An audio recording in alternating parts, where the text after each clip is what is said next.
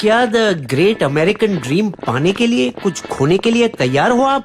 क्या आप अपनी जान पर भी खेलेंगे? कोई वो भी कर जाते हैं और इसी सपने का पीछा करते 11 गुजरातियों का एक गुट कैरावैन गाड़ी में घुसकर बैठे और जनवरी 18, 2022 की सुबह की सर्दी में कनाडा के छोटे से गांव एमरसन में एक साधारण सा घर पहुंचे। इस गांव की खासियत ये है कि वो अमेरिका के नॉर्थ डकोटा राज्य से जुड़ा हुआ है, एक इलाका जहां से कई लोग गैर कानूनी सीमा पार करते हैं। 11 लोग जो वहां पहुंचे उस दिन, उसमें से एक था एक परिवार 4 का। 39 साल के जगदीश पटेल और उनकी 37 साल की पत्नी वैशाली, 11 साल की बेटी विहांगी और 3 साल का एक छोटा सा लड़का धार्मिक। अपने जिंदगी के सबसे बड़े सफर के लिए इन सभी ने करीबन 10 दिन पहले उनके उत्तर गुजरात के स्थित गांव दिंगुचा से निकले थे, जो अहमदाबाद से केवल 45 किलोमीटर की दूरी पर है। पहले वे जहाज से 12,000 किलोमीटर टोरंटो उड़े, एक मान्य और वैध कनेडियन वीजा पर, और कुछ दिन के लिए वही होटल में ठहरे, एजेंट के कॉल के इंतजार में, जो बता दे कि समय सही था। एमरसन की नेगेटिव 35 डिग्री सेंटीग्रेड का मौसम गुजरात के बिल्कुल विपरीत था, जो जनवरी के उसी समय में +30 डिग्री था, जिस वजह से उन्हें इतनी सर्दी लग रही थी कि उनके आंसू भी पलकों में ही जम जाते थे। और डरावनी बात ये थी कि जगह सुनसान थी, दूर दूर तक बर्फ से ढकी हुई जमीन पर कोई इंसान नजर नहीं आता था। घर के अंदर भी राहत नहीं थी, भट्टी के लिए इतने लकड़ियां नहीं थी कि सब एक साथ भाप ले सके। चाहे जितना खाकरा या फाफड़ा वो खाते, बदन में ठंड ही लगी रहती। लेकिन उन्हें आश्वासन मिला उन दोनों तगड़े कनेडियन एजेंट से, जो उन्हें बर्फीली सीमा पार करने में मदद करने आए थे। कदम छोटे रखो ताकि संतुलन बनी रहे और आप गिरे नहीं। हम 10 किलोमीटर दक्षिण की ओर चलेंगे, जब तक सीमा के उस पार प्राकृतिक गैस के कारखाने की बत्तियां नजर नहीं आए। वहाँ लाल नदी के पास एक वाहन खड़ी मिलेगी, वो तुम्हें यूएस के अंदर ले जाएंगे, समझ गए? लेकिन वैशाली को अब भी अपने छोटे बच्चों की फिक्र थी। How will our children manage in this freezing weather? लेकिन एजेंट के जवाब ने उन्हें और कोई चारा नहीं छोड़ा। बर्फ का मौसम ही आपका सबसे अच्छा मौका है ना पकड़े जाने का। नहीं जाना चाहते तो चले जाओ वापस कनाडा या लौट जाओ इंडिया, आपकी मर्जी। जगदीश अपनी घबराई हुई पत्नी को दिलासा देना चाहा। અમે આ દૂરા આવવા માટે બહુ સંઘર્ષ કર્યો છે, બચ્ચાનો ભવિષ્ય માટે सोचो। जगदीश के लिए और कोई उपाय भी नहीं था। पिछले कुछ सालों में उन्होंने कई अलग अलग काम किए थे। कलोल शहर के सरकारी स्कूल में अध्यापक बने थे, गांधीनगर में अपने भाई के कपड़ों के कारोबार में व्यापारी की और कुछ समय के लिए पतंग भी बेची। लेकिन उनके सारे मेहनतों की कोशिशें नाकाम रही। तो 2021 में वो अपने गांव दिंगुचा लौटे और पुश्तों से आई जमीन पर खेतीबाड़ी शुरू की। वैसे पटेल परिवार काफी अमीर था, खुद का अच्छा सा 2 मंजिले वाला घर था। उनकी माँ मधु पटेल गांव की उप सरपंच होने के नाते सम्मान की नजरों से देखी जाती थी। लेकिन बाकी पतेदार समुदाय की तरह उनकी भी जमीन बंटवारा होते होते छोटी हो चुकी थी और खेतीबाड़ी अकेले उनके बढ़ते परिवार की आशाओं को पूरा नहीं कर पाती। इसी कारण से पतेदार समूह सरकारी नौकरियां में आरक्षण मांगने भी निकले थे, जो उन्हें इनकार किया गया। तो बचा यूएस, और अब दिंगुचा का लगभग हर कोई घराना गर्व से परिवार का एक सदस्य तो अमेरिका भेजता ही था। लेकिन जगदीश के कुटुंब से कोई भी नहीं गया था। तो उसने ये सोचना शुरू कर दिया, सिर्फ खुद के निर्माण के लिए नहीं, बल्कि अपने वंश का नाम रोशन करने के लिए भी। यूएस पहुंचना कोई बड़ी बात नहीं थी। गांव के हर गली के दीवारों पर विज्ञापन चिपके हुए थे, जो अमेरिका में परमानेंट रेसिडेंसी और स्टूडेंट वीजा फटाफट व्यवस्था करने का वायदा करते थे। दिंगुचा का हर घर कॉस्टको कैंडी और हैलोपिनो वेफरों से भरा था, जो नए अप्रवासी घर ले आते थे।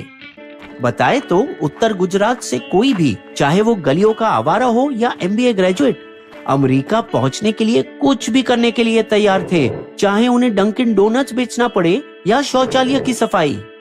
हाल इतने बुरे थे कि यूएस में परिवार का कोई सदस्य अगर न हो तो दुल्हन मिलना भी मुश्किल थी। यूएस नहीं तो शादी नहीं, क्योंकि अप्रवासियों एक बार वहां पहुंचे तो दरिया दिल होते हैं अपने डॉलरों के साथ। गांव पैसे भेजकर बड़ा योगदान करते हैं, पाठशालाओं का निर्माण, बाजार और मंदिरें बनाकर, और एक किस्से में तो पंचायत बिल्डिंग भी खड़ी करवा दी। खासकर दिंगुचा के ब्राह्मणी माताजी मंदिर ट्रस्ट को बड़ी संख्या में डॉलर डोनेशन मिलती है, जिसके परिणाम स्वरूप वो युवाओं को विदेश में पढ़ाई करने के लिए 0% का लोन देते हैं। हाल ही में एक अनामदाता पतिदार रूपल गांव में स्थित वरदयिनी माताजी मंदिर को $1.5 लाख का योगदान दिया, जो वायरल हुआ था, इसीलिए कि $3050 की नोटों से मालाएं बनकर मूर्ति को सजाया गया और पूरे मंदिर के दीवारों पर चिपकाया भी गया। अब समझ आती है बात, क्यों गांव वाले प्रवासी भारतीयों को इतनी इज्जत और सम्मान देते हैं और क्यों जगदीश भी वही चाहता होगा। ये थी उनकी मानसिक दशा जब जगदीश पटेल अपने परिवार को लेकर एमरसन आए थे। उसकी पत्नी वैशाली, जिसके कदम अंतिम वक्त पर डर से जम गए थे, आखिरकार बात मान ली। તમે બરાબર બોલો છો જગદીશ, આ અમને કરવું જ જોઈએ। नए जोश के साथ सब आने वाले सफर के लिए तैयार होने लगे। सेम जैकेट, ग्लव और काले रबर के जूते पहने। वैशाली भी बच्चों को गर्म कपड़े पहनाने लगी और उनकी उत्साह बढ़ाना चाहिए। બહાર ઠંડી હશે અને એડવેન્ચર તરીકે વિચારો। लेकिन गुजरातियों को भारी ठेस पहुंची जब उनके लोकल एजेंट उन्हें सामान्य दिशा की ओर इशारा करके इस तरफ जाओ, सीधे। अपनी गाड़ी में बैठे और चले गए, उन्हें इस खतरनाक सफर में अपने हाल पर छोड़कर। और खतरनाक बात ये थी कि जल्द ही सूरज ढलने वाला था और थोड़े ही समय में पूरा अंधेरा होने वाला था। અમે તે બંને એજન્ટ વગર કેવી રીતે આ કરશું? ભગવાનના આપણી ભાગ્યાની ખૂબ નજદીક લાવ્યા છે, તેના આપણને મદદ કરશે। इस आशा को पकड़े सब आगे बढ़े। विहांगी अपनी माँ का हाथ पकड़े और धार्मिक जगदीश की गोद में।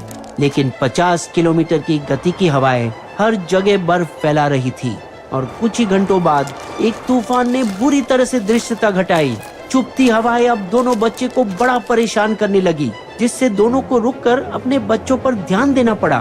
સાહસ નથી લેવી શકતી મમ્મા। થોડું વધારે ટાઈમ જ છે બેટા।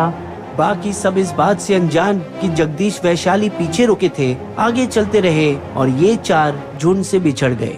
जगदीश ने चिल्लाकर उन्हें आवाज देने की कोशिश की, बचाओ, ठहरो।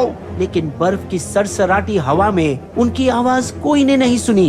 उन्होंने फोन निकालकर कॉल करने की भी कोशिश की, लेकिन कोई सिग्नल नहीं मिला। इधर उधर नजर फैलाई इस तलाश में कि कहीं शरण ले सके, लेकिन हर तरफ सिर्फ बर्फ ही बर्फ नजर आया। डरे हुए थे दोनों, मगर और क्या कर सकते। वो आगे बढ़े बर्फीली जंगल में, लेकिन क्या वो अपने ख्वाबों की मंजिल तक पहुंच पाए? चूंकि यूएस मेक्सिको बॉर्डर का मौसम भारत जैसा गर्म है, पंजाब, हरियाणा और गुजरात के अप्रवासी यहाँ से आना पसंद करते हैं। लेकिन यह रास्ते में अड़चन आई जब ट्रम्प सरकार के दौरान सीमा के कई इलाकों पर दीवार खड़ी की गई और टाइटल 42 के वजह से भी, जिसके तहत सीमा अधिकारी प्रवासियों को तुरंत वापस भेज सकते थे ताकि कोविड न फैले। इसीलिए अवैध घुसपैठियां अब कनाडा की भी ओर से आने लगे थे, जहां सुरक्षा भी कम थी। लेकिन जिस सुबह जगदीश और उसका गुट सीमा पार कर रही थी, उसी वक्त सुबह 9 बजे एक यूएस बॉर्डर पेट्रोल टीम वही खड़ी थी। यहाँ पहुँचने से पहले उन्होंने उस वैन को पकड़ा था जो गुजरातियों को यूएस साइड पर मिलने वाली थी, जिसके अंदर कुछ और अवैध प्रवासी भी मिले जो उसी रात सीमा पार किए थे, जिसमें से 2 भारतीय भी थे। सभी को हिरासत में ले लिया गया और अमेरिकी ड्राइवर को भी, जो इस गैर कानूनी कार्य में शामिल था। पेट्रोल टीम अब सीमा से लगते और कुछ किलोमीटर चले तो क्या देखती है, एक 7 लोगों का भारतीय गुट जो घुटनों तक के बर्फ में चल रहे थे।